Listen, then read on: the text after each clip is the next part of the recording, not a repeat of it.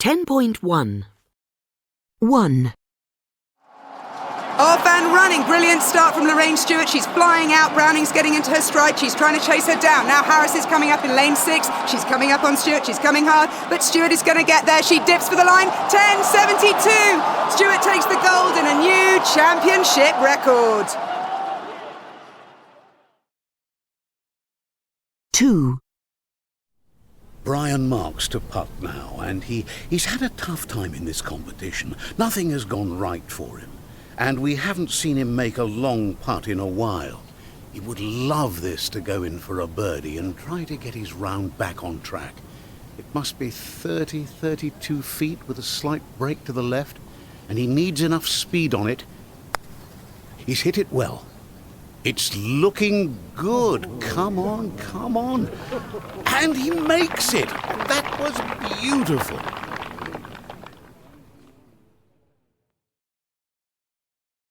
Three. Surely the attack is going to come soon. Fernandez can't afford to wait any longer. She doesn't have a sprint finish. She needs to go now. Coming to the foot of the final climb of the day, 8 kilometres at an average gradient of 12%. This could be very interesting. And she's gone. Fernandez is gone. Brancart is trying to follow, but the gap is opening. And Fernandez has 20 metres, 30 metres, and she looks round once and she knows this is her chance.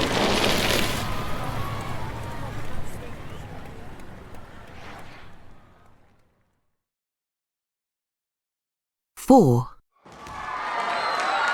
The Cuban has got the arm lock. Osaka desperately trying to keep his elbow turned. Oh, that was a moment of real danger.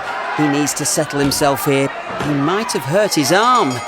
30 seconds to go now. This is fraught with danger. Every time you take a step towards your opponent, you put yourself in danger. But you've got to take that step to win the gold. 5. What has happened to Australia? They cannot contain Brazil. They're trying to come back at them, but Australia have lost their rhythm. Very consistent throwing from Brazil. There's another three-pointer. That's a nice move. They're running away with this now. Only a few seconds left. And that's it. It's 2 more points to Brazil, and it's all over. Brazil are safely through to the semifinal, 71-40. 6. Fantastic start from Ivanova. Triple Salchow, triple toe, great elevation on both jumps. And again, amazing elevation. That was a flip. She looks so relaxed. She's completely in control here. Triple flip, double toe, a little bit of a stumble, but she comes out of it well. Last jump coming up now. It's a double axel and, oh no! She's down on the ice and she's back up, but that's going to be the end of her hopes for a medal. That is a disaster for Ivanova. 10.2 So, Ollie, have you always been interested in sport? Yes, I have. I was always a huge sports fan as a child, particularly tennis and football. They were the ones that I played. Mm-hmm. My mother was a tennis player, my dad was a footballer. So those were the sports that I got into. But I always loved watching most sports. My grandfather, both of my grandfathers were huge fans of sports, so watched a lot and then just became very curious about the language of television, sometimes even more than the action of the sport. Mm-hmm. Do you do a lot of sport or exercise yourself? I could tell you yes, but that would be a lie, especially about the exercise bit. I do probably not enough exercise. I play football. I play tennis a little bit, but that's about it. And I would never, because I'm a sports commentator, I would never call myself an athlete because I know what an athlete really is, and it isn't me. What made you want to be a commentator? When I was a child, I commentated on everything that was happening. That's the thing that unites all sports commentators. When you go back to their childhood, they're the ones that commentated when people were playing football in the playground. Mm-hmm. When I was playing sport in the back garden, I was adding a running commentary to it. I made cassette tapes that I've still got when I was 11 years old of radio broadcasts of pretend football matches. So I always had this love of language. My grandfather was somebody who absolutely loved words. And I think in my family we grew up with a passion, a curiosity for language. So that was always there. And then when my love of sport developed, I think the two married together very nicely. What's your favourite sport to commentate on? My number one is definitely gymnastics, which I love because of the variety. There's just so many different forms of gymnastics. It could be trampolining or aerobics or rhythmic gymnastics. That's beautiful and exciting to do so many different things. Do you have to be an expert in all the sports you commentate on? There are some sports that you have to have extremely strong knowledge of. Gymnastics is full of technical moves, complex rules, complex scoring. You have to know the vocabulary. You have to understand it. I'm sure. There are other sports that are definitely something you can commentate without being an expert. For example, a race. Now, if you're doing a race in swimming, in horse racing, in athletics, it's still just a race. The most important thing is tell the story of the race. What would you say is the most difficult thing about commentating? Shutting up is definitely the hardest thing about commentating because pictures are beautiful.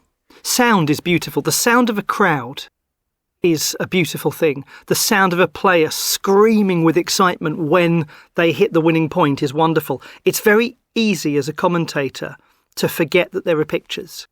And we use a phrase in the broadcasting world. We say, let the picture breathe. And I think that's really important to do. That's so interesting. Do you ever disagree with the referee or the judges when you're commentating? Absolutely. But the important thing is do not destroy them. As a broadcaster, do not attack referees or judges. They are human beings. They are doing a job. They get it right sometimes. They get it wrong sometimes.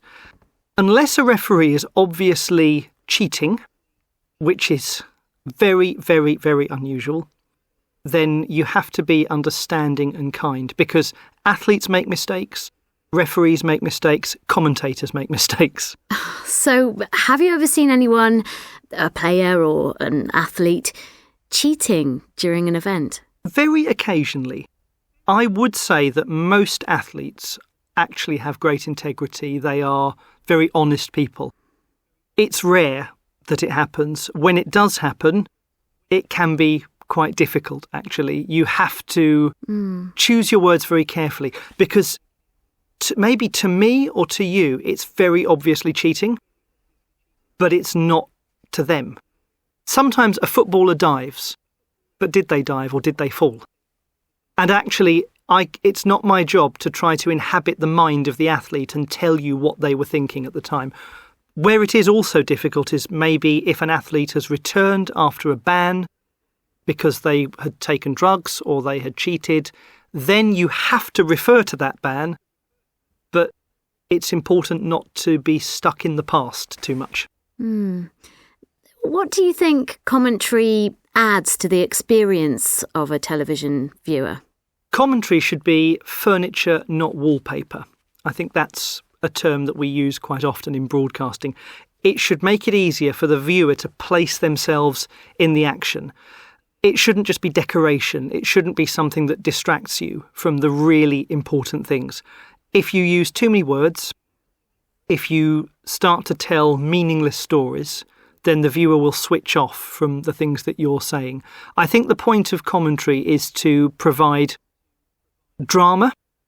It is to help explain why things have happened, and it's also to introduce new viewers to a sport. I see. What are the most memorable moments of your career so far?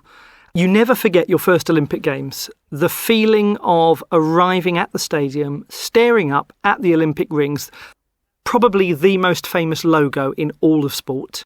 You look at it and you realise this is what you are doing. You are part of the Olympic movement, and that's incredible. And the Olympic Park is full of energy. The atmosphere is unbelievable there. And you get to broadcast the greatest moments of people's careers at the Olympic Games, which is an incredible feeling. 10.3. Can you tell us about one really special moment that you remember? There was one very special moment for me that happened in the Rio 2016 Olympics. Sometimes it's not the biggest moments. They're not always the most memorable. Sometimes it's small things that have a particular story. And there was a Norwegian wrestler, a gentleman called Stig André Berger. He was 33. It was his third Olympic Games, and he had never even come close to winning a medal in his previous attempts. He was a very good wrestler, but he had never come close. Just before the Olympic Games, he discovered that his mother had terminal cancer. And he made it home from the qualification tournament for the Olympic Games in time to see her for the last time. And he promised her in that last meeting that he would win her an Olympic medal. And we got to the Olympic Games in Rio a few months later, and every match he won by the most narrow of margins. It was so tight and so close. And then he won the crucial match that gave him a chance to go for the bronze medal. And when he won that match, he looked up into the sky and he just pointed upwards. And I realised that this was now the time to start telling that story, because I didn't want to start telling it too early or make it too sentimental. So I mentioned the story about his mother. And then he won the bronze medal. And it was so close. And at the end, his coaches he burst into tears. His coaches ran on. They were three of them lying on the ground, holding each other, crying. And I was able to put into words that story of the promise he'd made to his mother. I felt very honoured to be the person trusted to tell his story. Wow, what a moment that must have been. Thank you so much, Ollie, and thank you for sharing that story with us. 10.4. 1, Gonzalez is coming into the final straight. She's in the lead with 100 metres to go.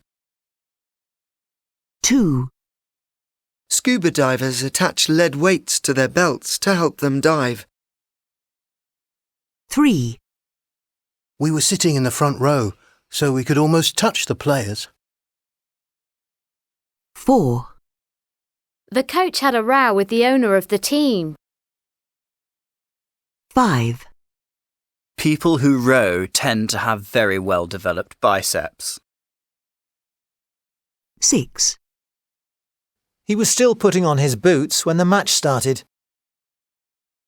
7, She's been putting beautifully and is now 6 under par. 8, If you tear a muscle or a ligament, you may not be able to train for 6 months. 9, As she listened to the national anthem, a tear rolled down her cheek. 10, Some footballers never seem content with their contracts. They're always trying to negotiate better terms. 11, Sports drinks often have a high sugar content. 12, He wound the tape tightly around his ankle to prevent a sprain. 13, You could see his head wound bleeding as he was taken off the pitch. 14, If you use a high-tech swimsuit, you'll be able to swim much faster. 15, It's no use complaining. The umpire's decision is final. 10.5. Part 1. Why did you decide to leave the UK and live abroad? Well, actually, it was David who convinced me it's a good idea. A long time ago, going back, I was studying at my final year at University of Warwick, and David was working at that time in Mallorca, and we met in England, and then he returned to work in Mallorca, and then we kept in touch by letters, and it was very easy to be seduced by the lifestyle he had there, the lovely swimming, the barbecues in the mountains, the fishing for octopus. So I was finishing my essays in the library windows covered with rain. And so when I graduated, I went very happily out to Spain to be with him. And we both got jobs in Vigo in Spain, working as language teachers in a private school. And we had a lovely time. We worked, and when we weren't working, we spent the time discovering the area, going out on our bikes, and learnt to windsurf. So that was a great year. So a very happy introduction to Spain for you. And how did you both end up in Myrena? Well, it was by chance, really. We'd been working as English teachers for several years, or 10 years perhaps in my case, and we realised that we had the opportunity to take a year off, a sabbatical year, as it were, with a view to then going back to teaching again. And we had a friend who had a small house in a village in the mountains south of Granada, and he'd agreed to let us rent this house for next to nothing for a year. So that's what we did. But whilst we were there, we wandered around and cycled around and finally stumbled on this little village of Myrena, where we live now, and fell in love with the village, fell in love with the house that we lived in for a while at first, and realised at the end of the year that we were having a ball and enjoying it too much, really, to want to go back. So at that point, we realised that we had to find a way of earning a living, because we didn't have any money. And so I got a job in Granada, in fact, just teaching for a year or so. And then we opened what's now Las Chimeneas, our little hotel and restaurant. How integrated do you feel in the local community? Well, one of the things that made me feel very integrated, and indeed very, very proud, in fact, was being invited to join the local council. And I worked for 6 years as the deputy mayor, and not necessarily a very good deputy mayor, but I kind of enjoyed it. And it was I consider it as an honour to be involved and asked to get involved in local politics. And it's a useful thing as well, rather than just being on the outside protesting at decisions taken after the event. It's quite useful to be part of the decision-making process as well. And I think for me, the thing that really made a difference was when we had children, because especially as being a mother in the village, it meant that you met other mothers, and people felt that it was a reason to talk, and our children are friends with the other kids. They come around to play now. So, yeah, that was a big difference for me. And having the business as well, because people can see that we're actually working, and we're working alongside our neighbours, because, we're lucky we're enough to be in a position where we've been able to employ quite a lot of the local villagers as cooks and chefs and taxi drivers and so on. 10.6 Part 2. What do you like most about living in Myrena? The obvious thing, and almost the cliche, is the weather, but you can't underestimate that. I mean, the weather does affect your everyday life, and also simple things like the incredible clear skies and the light. But I think it's something more than that. As long as I can remember, I always had a hankering. I really wanted to live in a very small community. I remember even as a child, it was something that I always had an ambition to do. And I think something about living in a very small village, everything seems very kind of human, very manageable. You know everybody. You literally know everybody in the village. And what's also been great the last few years is that we bought some land which is filled with almonds and olive and fruit trees. So we spend a lot of time down there and learning how to farm like the locals do, because they have very complicated watering techniques. So we've had to speak to locals and learn how to farm the land. Are there any downsides to living there? The travelling, isn't it? We have to spend probably more time than we'd like in a car to buy something simple. On the one hand, it's great being away from shops. It's like a real kind of consumer detox. But on the other hand, when you actually have to buy something, it means you have a long journey, which I could do without. And there's lots of paperwork as well. Spain is a very heavily bureaucratic country as well, and so there's lots of certification and permits and so on that we've got to get together, and that always means a drive of a couple of hours to get to Granada, the local centre, to get paperwork sorted out. Is there anything you miss about the UK? Well, obviously, we miss friends and family. I mean, that's the big thing. But we're lucky we live in a nice part of the world, and so we get lots of visitors who come out and stay with us, which is nice. And then, often it's very trite, silly little things that you miss. I mean, I miss pubs with carpets and soft lighting and, polite dog walkers, that kind of thing. So, and for the fact when we come back, we often come back to London. So what I really like about the UK is that sense of cultural diversity. Just travelling on public transport in London, you're very aware of the very wide range of people living here, which obviously you wouldn't get in a small rural community. And of course, the great thing about that is being in London is, you can choose any kind of restaurant. That's a big treat to come back and be able to choose what kind of food you want to eat. Do you think you'll come back to the UK one day? Well, you never know. I mean, we never took a decision that we would stay in Spain forever. So it was kind of by chance, by accident, that we've been in Spain so long. So we've never really ruled it out. It would be tricky, I think, to come back, largely for economic or financial reasons. Britain's a very expensive place to buy a house at the moment.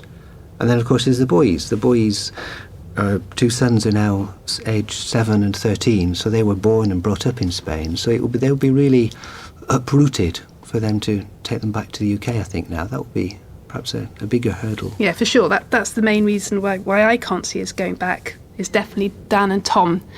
But of course, I think once you've spent 15 years building up a business, then also that's something you don't want to easily turn your back on. Of course, the other thing we need to think about is the impact of Brexit. It might be that we end up applying for Spanish nationality. I think for now we're just going to see how things go. 10.7. 1. He'd agreed to let us rent this house for next to nothing. 2. We wandered around and cycled around and finally stumbled on this little village of Mairena, where we live now. 3.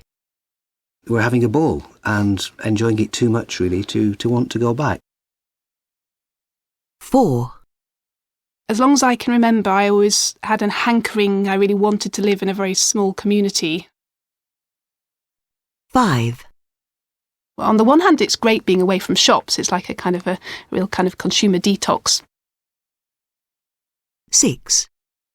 So we've never really ruled it out. It would be tricky, I think, to come back, largely for economic or financial reasons. 7. To take them back to the UK, I think, now. That would be perhaps a bigger hurdle. 8. I think once you've spent 15 years building up a business, then also that's something you don't want to easily turn your back on. 10.8. 1. It was David who convinced me it's a good idea. 2. The thing that really made a difference was when we had children. 3. What I really like about the UK is that sense of cultural diversity. 4. The main reason why I can't see us going back is definitely Dan and Tom. 10.9. What I hate about my job is having to get up early. The reason why I went to France was that I wanted to learn the language. It was her mother who really broke up our marriage. It's the commuting that I find so tiring. 10.10. 1. What I don't understand is why she didn't call me.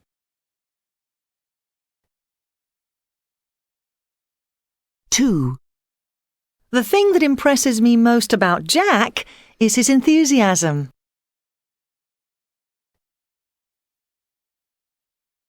3. The reason why I left early was that I had an important meeting.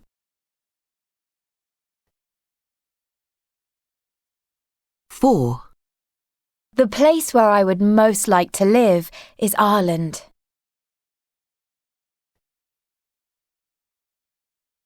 5. It was the neighbours that made our lives so difficult.